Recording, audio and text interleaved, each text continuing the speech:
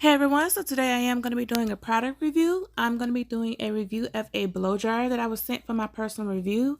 And this is one like I have never quite used before. This is actually a intelligent temperature controlled hair dryer, and I'm just unboxing it right quick to show you what it looks like straight out of the box.